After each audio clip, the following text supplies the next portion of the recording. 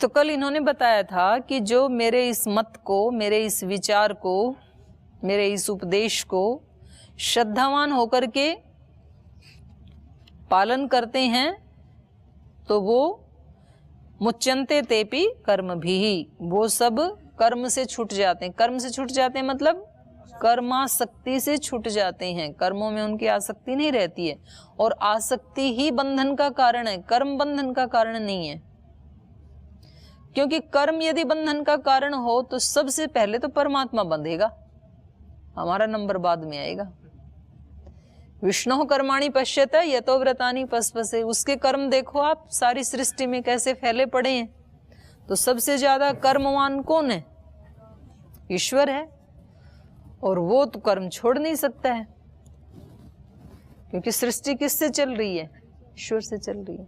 तो सबसे पहले तो वही बंधना चाहिए। फिर तो कर्म नहीं बांधते हैं, कर्मों की आसक्ति बांधती है, कर्म नहीं बांधते हैं।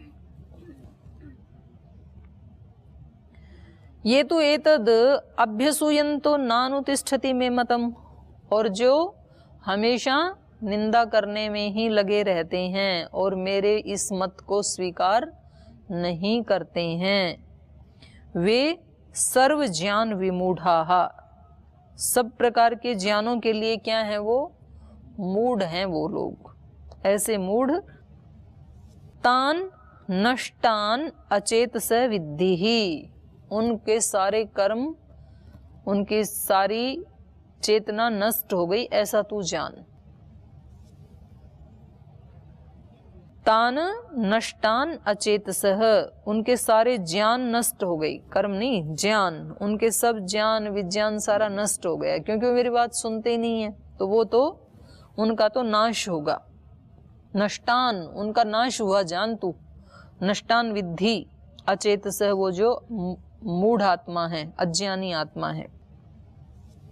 तो आगे फिर और बता रहे हैं। तो कहना क्या चाह रहे हैं यहाँ पर योगेश्वर भगवान कृष्ण कि भाई तू मेरी बात को मान ले, तेरे को नहीं पता है ना ठीक ठीक, तेरे को तो ज्ञान नहीं है क्या करना चाहिए क्या नहीं करना चाहिए, तो इसलिए मेरी बात मानेगा तो बच जाएगा।